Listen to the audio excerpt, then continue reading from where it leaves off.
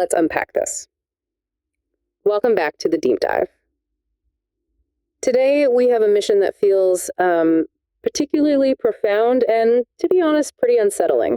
We're doing a deep dive into the very mechanism that keeps existence spinning. Specifically, the fuel rods of suffering. That's a good way to put it. The fuel rods. Our source for this is a teaching given at Sāvatthī, and it details what are called the 4 nutriments, or āhārā. And it explains exactly what we're constantly feeding, and maybe why we never quite manage to escape the cycle of suffering, samsara. Right. And I'll just say, if you think nourishment is just about what you had for lunch, you might want to prepare for a serious mental recalibration here. That's the crucial context, really. The source sets the stakes immediately. It defines these nutriments not just as, sustenance for the body, but as the engine oil for the entire conditioned world. The engine oil, I like that. It's what sustains 2 very specific groups of beings. First, those who are already born, the Bhutani Vasatani. Okay, so it's us. And second, those who are seeking rebirth, the future beings, the Sambhavazinava Anugahaya. So it's feeding both the present and the future. Exactly. If you want to know how we stay tethered to this world, life after life, well, these 4 fuels are the answer. Indispensable. They're the support structures for the whole cycle. So what are they? Physical food, contact, mental volition, and consciousness. And what really makes this teaching stick and why we're covering it is that sources don't use gentle analogies. No, not at all. They use similes that are designed to shock you out of complacency. I mean, we're talking about images of desperation, constant pain, pervasive torment. You have to sit with that discomfort to get the insight. Yeah. Absolutely. The teaching it progressively dissects our clinging. It starts with the grossest, most physical attachment, and then moves inward to the most subtle psychological driver of existence. And for each of these 4 nutriments, there's a corresponding and often violent simile and a specific level of spiritual liberation that's achieved by really, truly internalizing that lesson. So we're going to walk through each one, analyze its, frankly, horrific image, and detail the profound realization it unlocks. Let's do it. All right, let's start where we can all immediately relate, even if the teaching takes it to a wild extreme. Physical food, āhārā. The first one. And this covers everything, right? Yeah. From coarse, solid food to more subtle forms like our breath or energy. Mm-hmm. But the point isn't that food itself is bad. The point is what relying on it does to us psychologically. That's the core of it. And to drive this home, the sources give us what's called the desert simile, which is one of the most powerful and disturbing anecdotes in the entire canon. Let's really try to picture this scene. Okay, so we begin with a couple, a husband and wife, and they're traveling a long, treacherous desert road, the Katamaga. And this road, right from the start, it's a stand-in for something bigger. It is. It's dangerous. It's seemingly endless. It's our samsara. And they have a very small amount of provisions, a parayasambala. Which, of course, runs out. It runs out before they can cross the desert. And they're not alone. This is the part that it gets me. They're traveling with their one beloved and agreeable son, their Ekabutako Piyomanapo. The one beloved son.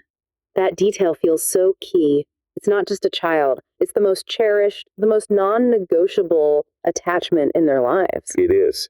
And facing certain death for all 3 of them, they make this unthinkable sacrifice. They decide to kill their son. They do. They prepare his flesh, making it into dried meat, jerky, valiranyaka, sontikanyaka, and they consume it. But the text is very, very specific about why they do this. It's emphatic. This is not a meal of pleasure.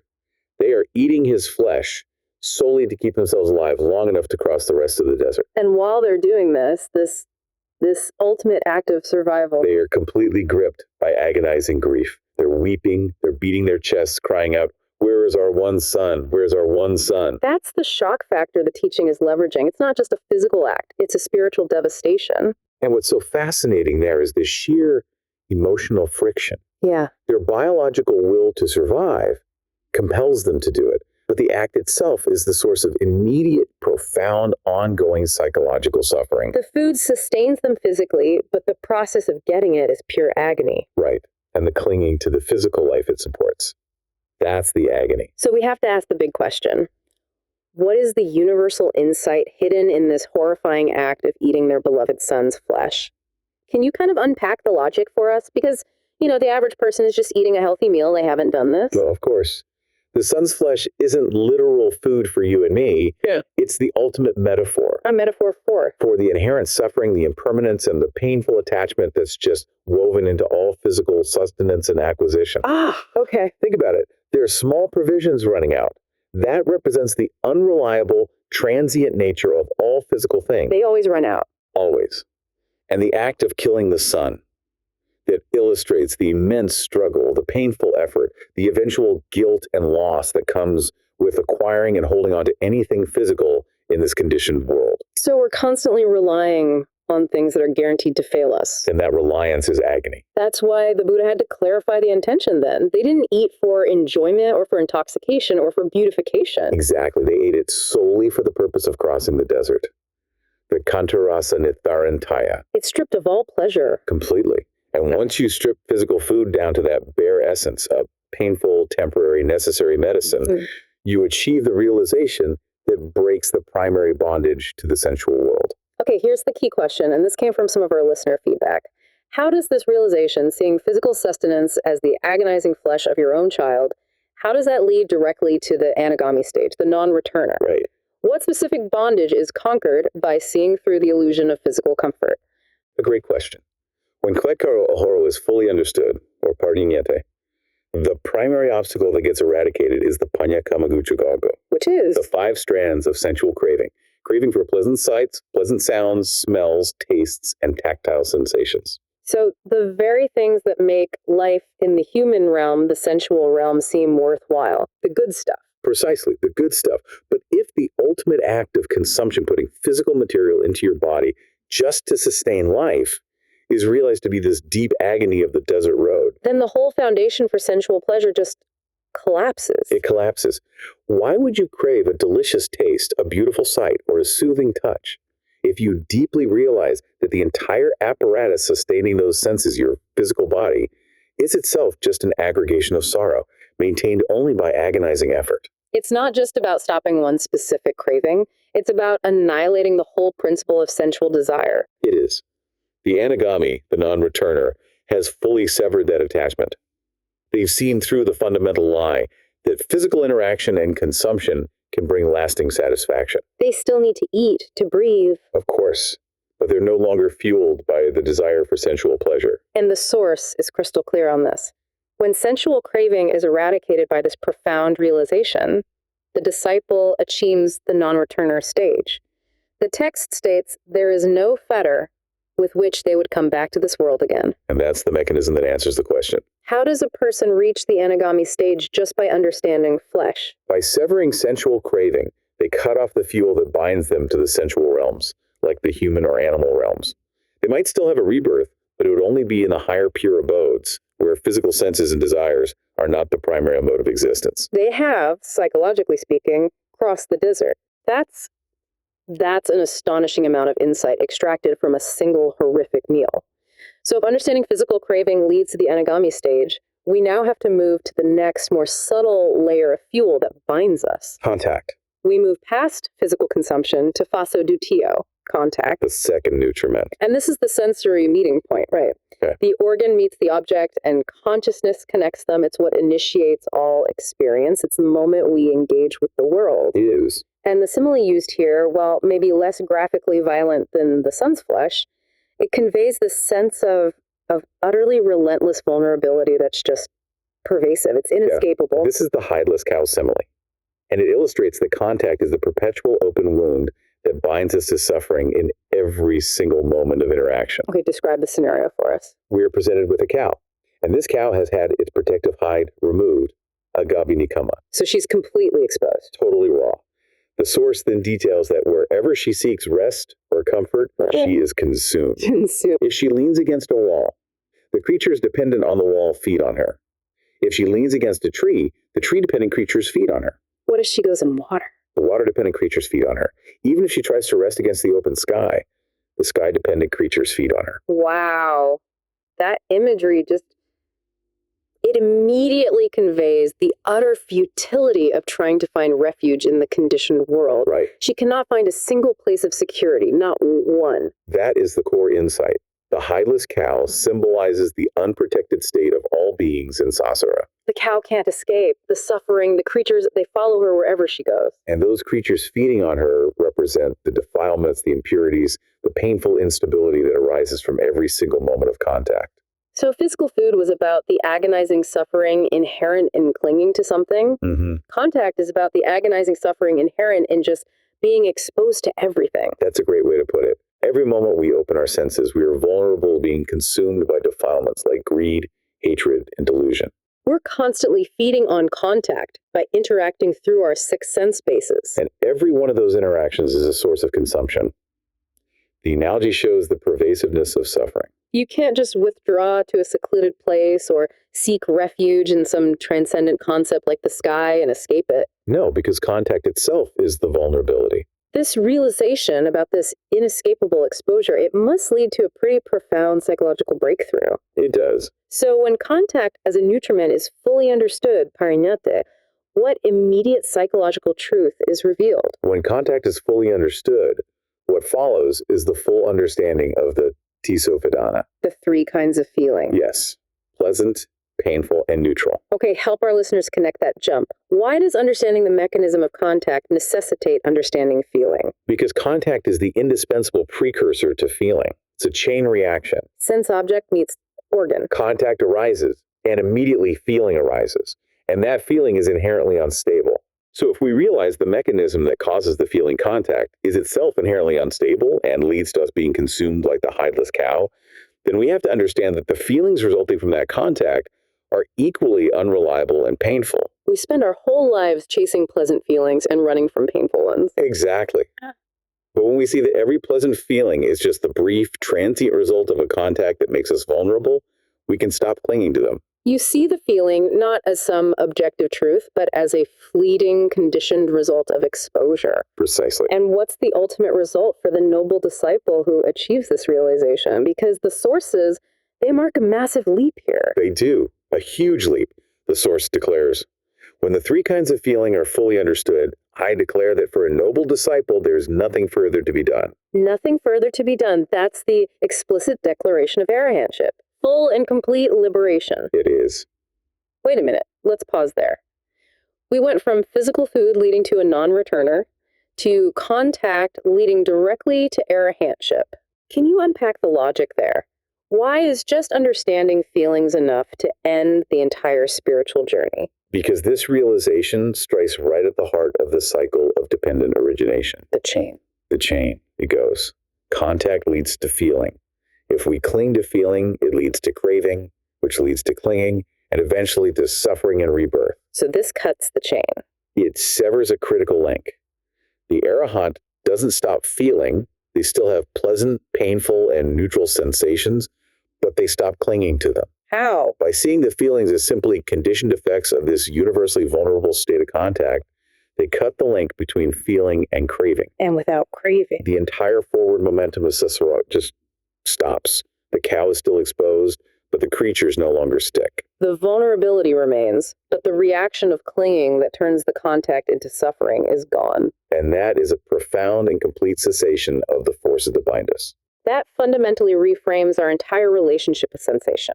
Okay, we have to move on. Past the physical, past the sensory, into the engine room of existence itself. Intention. The third nutriment is mental volition, or intention. Manasanyatadana tatya. This is the fuel rod that generates kama intentional action and ensures continued existence. What we will, what we resolve, what we aspire to do, this seems like the most crucial psychological driver of all. It is the engine. And the simile used here is the pit of coal simile, which perfectly captures the deceptive nature of generating intentional action. Okay, let's visualize this scene. We have a deep pit of glowing red-hot coals, aliko agakasu. Right. But the crucial detail is that it has no flame or smoke. It looks deceptively benign. Maybe just warm, maybe just a depression in the earth. It hides its deadly nature. And then we introduce the victim, a man who, like all of us, desires life and happiness and is averse to suffering. Jivitikamo, amaritokamo, sukakamo, dukapakulo. He just wants to be happy. He does not want to suffer. That's it.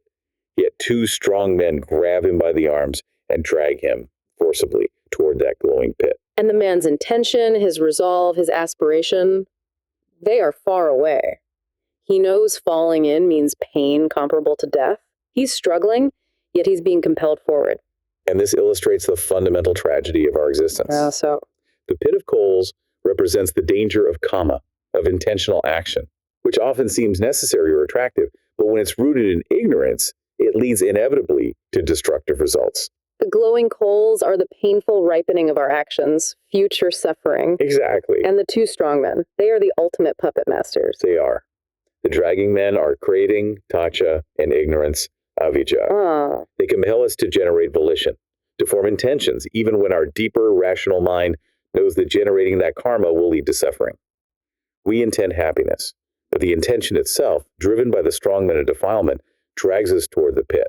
So every intentional thought, every act of will is feeding this nutriment. It sustains the process of becoming, this idea that we have to do something to secure happiness, which is precisely what ensures we continue in samsara. Manada Sanyatantana is the mental fuel for future becoming. We are constantly generating the energy for the next life, the next cycle of the desert journey. The man being dragged, even if his immediate intention is to stop, is just overpowered by the forces that compel intention itself. So when mental volition as a nutriment is fully understood, when we truly see that generating intention, driven by those forces, means being dragged toward destruction, what foundational element of suffering is conquered? The realization here is the full understanding of the Pisatana, the three kinds of craving. We've mentioned craving a few times, but here it's the direct result of intention. What are the three? They are craving for sexual pleasures, kamatana. Okay, that one's familiar. Craving for becoming or existence, bhavatancha.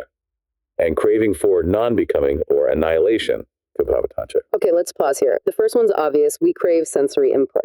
But bhavatancha, the craving for becoming, that feels huge. It's the real engine of volition. It's the deep-seated impulse to continue, to persist, to maintain an identity, to succeed, to just be. That will to exist generates the most powerful karma. If you have the volition to be next Tuesday, you're generating fuel for the pit. You are. What about vibhavatancha, craving for non-becoming, craving for annihilation? Why is that also a problem? Isn't that seeking an end to suffering? It is seeking an end, but it's still driven by intention. It's still rooted in aversion. It's a volitional act. Craving for annihilation is just one side of the same coin as craving for existence. Both are desperate reactions to the present state of suffering, and both generate the intentional momentum that keeps the cycle running. It's like throwing yourself into the pit out of desperation to stop being dragged. You still end up in the pit. A perfect analogy, yes. So the realization is that any intention driven by any of these three cravings is dangerous fuel. The intention to be, the intention not to be, or the intention to enjoy, they all lead to the pit. Yes. And realizing that volition is the mechanism that perpetuates these three cravings allows the noble disciple to let go of the fuel generation entirely. When the three cravings are fully understood, the ultimate result is achieved. And once again, this deep insight into volition culminates in arahantship. When the three kinds of craving are fully understood, I declare that for a noble disciple, there is nothing further to be done. We see the convergence again. Understanding contact leads to non-clinging to feelings, which stops craving from arising. Understanding volition leads directly to annihilating craving itself. Two distinct but equally complete paths to the same realization. Turning off the engine of future existence. But there is still one layer left, the most subtle and pervasive of all, the awareness itself. Consciousness. We arrived at the fourth and final nutriment, consciousness, vinyakakatuta. The knowing factor. The continuous stream of awareness that links experience and supports the other three nutriments. This is what we typically cherished as the ultimate sign of life and selfhood. And yet, the Source uses the most intense, continuous analogy to portray its nature when it's rooted in clinging. This is the bandit simile. And it's designed to shatter any romantic notion we have about the purity or peace of conditioned consciousness. Completely. Okay, detail the scene for us. A bandit or a wrongdoer, a kora agakarya, is captured and brought before the king. The king here represents the law of karma. And the punishment? The punishment is relentless. The bandit is to be struck with 100 spears in the forenoon, 100 at midday, and 100 in the evening. 300 spear strikes every single day. And here's the most crucial, horrifying detail. After 300 strikes, the man is still alive, still enduring continuous, agonizing suffering. So the very existence of his awareness is pure torment. The monks in the Source confirm that even one spear strike is profoundly agonizing. Imagine 300. day after day after day. So the 300 spears, they vividly portray the intense, inescapable, and relentless suffering inherent in the perpetuation of conditioned consciousness. Yes, every single moment of awareness that arises with clinging, moment to moment, day by day, lifetime after lifetime, is like another spear thrust. I think we need to take a second here. Our sources aren't just talking about some theoretical hell state. They're saying this is our consciousness right now, sustained by the momentum of clinging and past karma. It is a truly destabilizing thought. So why is consciousness the nutriment here? How does it feed anything? Consciousness acts as the nutriment because it feeds the mental continuum that carries karmic results. It provides the ground for the other nutriments, contact, volition to operate. Oh. We constantly feed the awareness stream with new objects, new intentions, new experiences, and by doing so, we sustain the bandit and his endless punishment. We're perpetuating the torment by feeding the awareness that is rooted in ignorance. And the question being posed to you is, are you nourishing peaceful awareness, or are you sustaining the bandit? If we rely on awareness to be something, a permanent observer, a self-Sāvatthī, then we are constantly feeding the mechanism of suffering. When consciousness as a nutriment is fully understood, when we truly see this stream of awareness as agonizing torment, what is simultaneously revealed? The realization is the full understanding of Namarupa, name and form. The whole package. The whole package. The entire aggregation of mind, nama, which is the mental factors, and body, rupa, the material factors. The whole thing we identify as our personality and our physical self. And why are consciousness and name and form so inextricably linked? They're linked through the principle of dependent origination. Consciousness depends on name and form name and form depends on consciousness. Reciprocal. They co-arise. Exactly. So if the knowing factor viññā is realized to be a continuous, painful, conditioned process, like the spear-stricken bandit, then you have to simultaneously see that the entire self-structure it supports, Namarupa, cannot possibly be secure or permanent or a place to find lasting happiness. If the awareness you cherish is torture, then the object of that awareness, your body and your mind, must be fundamentally unstable and unsatisfactory. And this realization, it breaks the entire chain of dependent origination by removing the ground of self-identification. It does. And once again, the consequence of this realization is complete and final liberation. Full understanding of name and form leads to nothing further to be done. This is the third path to arahantship offered in this single teaching. It shows that whether you cut the rope by seeing through feelings, or seeing through craving, or seeing through the ultimate composition of the self, Namarupa, the result is the same. The fuel for samsara is exhausted, and the cycle ends. So let's try to synthesize this. If we look at the hierarchy of liberation established by this powerful teaching, we see this deliberate progression. From the coarse external forces to the subtle internal drivers. Yeah. The first one, the most physical nutriment, physical food, is understood as this painful, tragic necessity. And that realization eliminates the primary fuel for rebirth in the sensual realms, the Panyaka Kamagucha Gorago. And that secures the stage of the anagami, the non-returner. That's the foundational step, severing attachment to physical pleasure. And then the remaining three nutriments, which are all purely psychological, contact, volition, and consciousness, each one provides a different yet equally complete route to arahantship. Correct. Understanding contact reveals the instability and unreliability of the three feelings, and that stops craving from arising. Right. Understanding volition reveals the destructive momentum of the three cravings for existence, non-existence, and pleasure, and allows for the cessation of karma-generating intention. And then finally, understanding consciousness reveals the agonizing conditioned nature of name and form, the totality of the supposed self. What's so remarkable is just the visceral nature of the similes the sorcerers use. They are. The sun's flesh, the hideless cow, the pit of coals, and the 300 spears. These aren't just metaphors to make a lecture interesting. No, they are intended to embed an experiential wisdom that hits you on a gut level about the reality of samsara. They're memory aids, designed to keep you from forgetting the true cost of fueling this existence. And that forces the critical realization. The nutriments themselves are neutral, but when we consume them with ignorance and clinging, they become the engines of suffering. They successfully sustain existing beings, the bhutana. And they successfully fuel the next round of birth, the samhavyasina. We are just continually feeding the fuel rods.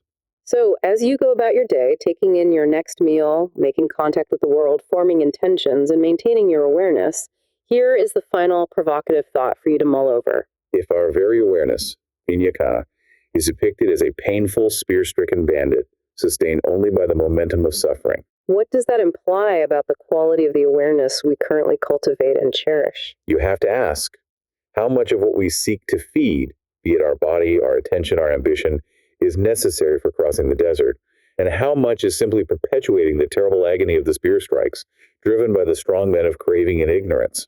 What happens if you stop feeding the bandit? That's the deep dive for today. Thank you for joining us in unpacking these incredibly powerful and profound ancient sources. We'll see you next time.